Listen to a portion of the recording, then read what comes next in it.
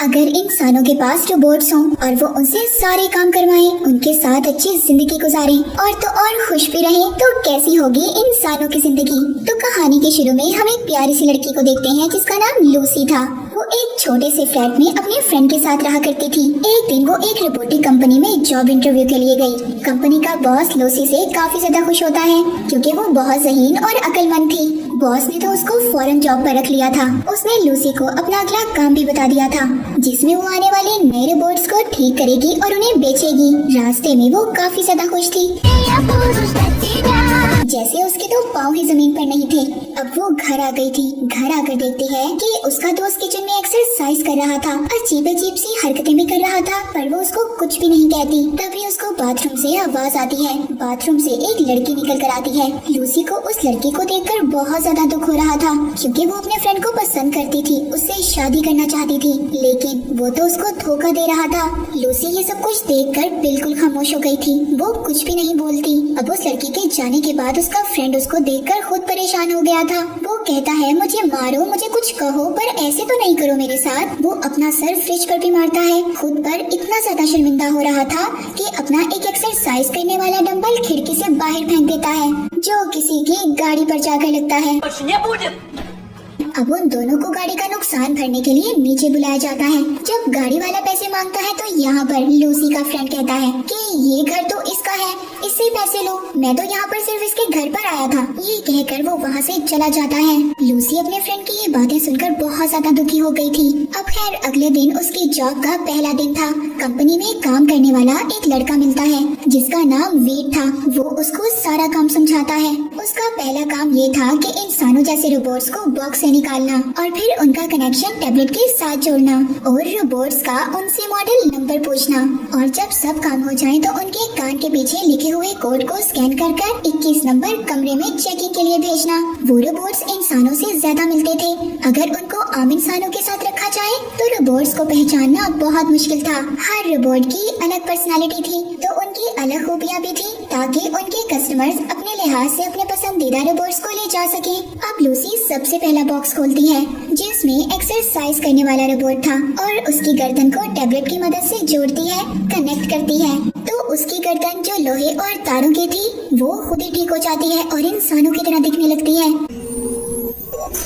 जब रोबोट अपनी आंखें खोलता है तो लूसी तो उसको देखकर जैसे अपने सारे काम भूल गई थी। अब वो स्मार्ट रोबोट उसको आगे का काम बताता है जिसके बाद वो उसको चेकिंग के लिए भेज देती है। वो जब दूसरा बॉक्स खोलती है तो उसमें तो एक प्यारी सी मॉडल थी और फिर इसी तरह तीसरा। उसको आहिस्ता आहिस्ता अपना काम समझ आ रहा था।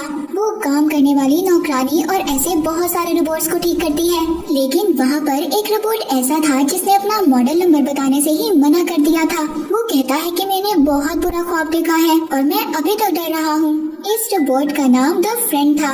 लूसी अब अपनी कंपनी में काम करने वाले लड़के वीट को बुलाती है और उसको सारी प्रॉब्लम बताती है। चेक करने पर पता चलता है कि इस रोबोट के अंदर तो बहुत सारी खराबियां हैं। ये सुनकर वो फ्रेंड रोबोट रोने लगता है। वो लूसी से कहता है, ये लोग मुझे तोड़ देंगे और वापस भेज देंगे, पर रोते हुए वो उसकी तरफ देखकर उसकी खूबसूरती की तारीफ भी कर रहा था क्योंकि वो तो फ्रेंड रोबोट था। उसको बनाया ही इसलिए गया था लोगों के साथ घुलने मिलने और उनसे दोस्ती करने के लिए। उस रोबोट के अंदर इन्हीं खूबियों को डाला गया था।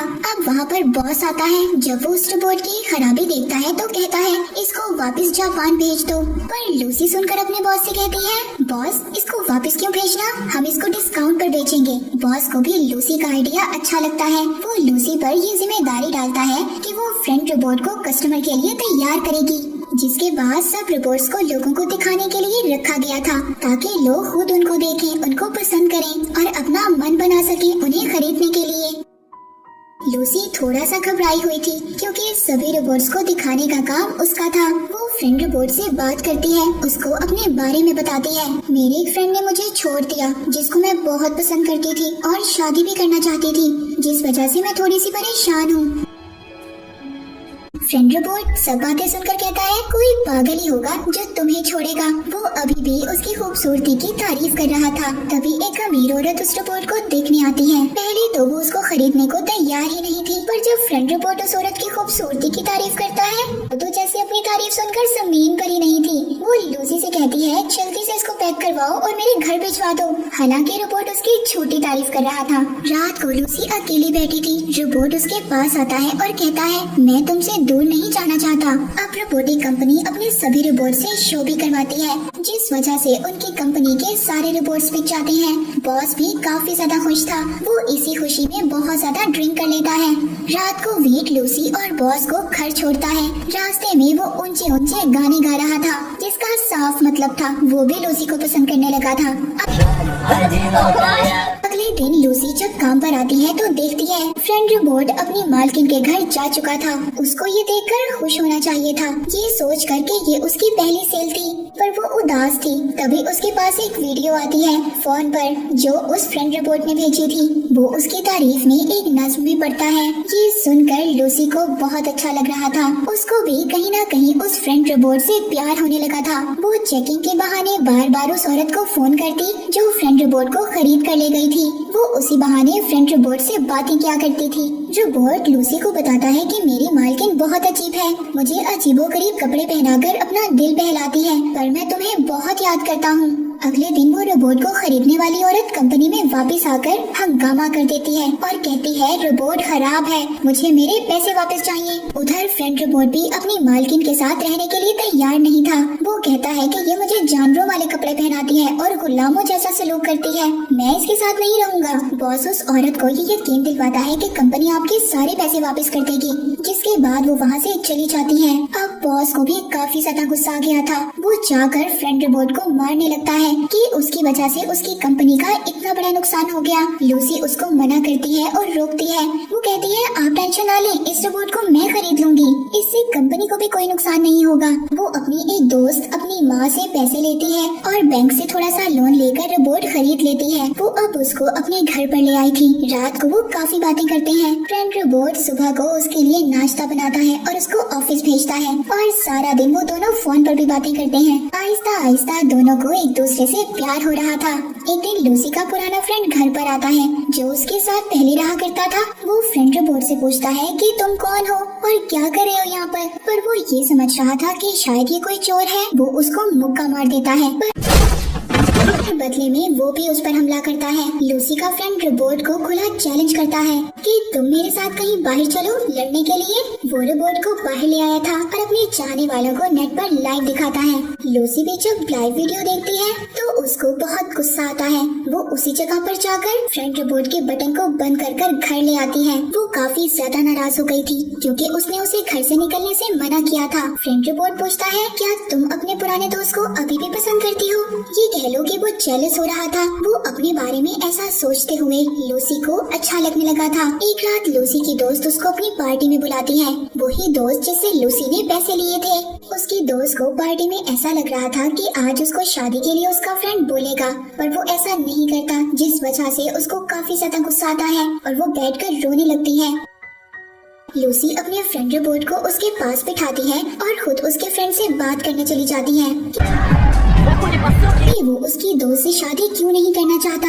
वहाँ उस पार्टी में लूसी का फ्रेंड भी था जो पहले इसके साथ रहा करता था। वो वहाँ पर लाइव वीडियो में सबको पार्टी दिखा रहा था और जब लूसी अपनी दोस्त के फ्रेंड से बात करती है तो वो उनकी बातों को भी लाइव दिखा देता है, जिसमें वो उसको बताता है कि मुझे लड़के अच्छे लगते हैं, लड़कियाँ नहीं। आप समझ ही गए होंगे कि वो क्या था। लूसी जब बात कर वापस आती है तो वो अपनी दोस्त को देखती है जो उसके रोबोट के साथ गलत काम कर रही थी। लूसी का तो जैसे सर घूम गया था। उसको इतना ज्यादा गुस्सा आता है वो एक बोतल उठाकर अपनी दोस्त को मारने वाली थी, पर वो नीचे झुक जाती है और वो बोतल उसके बेचारे रोबोट को लग जाती है, जिससे उसका तो मुंह ही खुल गया था। वो परेशान हो गई थी। वो अपने घर पर वीट को बुलाती है जो उसके साथ कंपनी में काम करता था उसका चेहरा ठीक करने के लिए। पर अब उसने उसका चेहरा ठीक तो कर दिया था, लेकिन एक नए चेहरे के साथ रोबोट को एक नया चेहरा मिल गया था। वो बिल्कुल अलग इंसान की तरह नजर आ रहा था।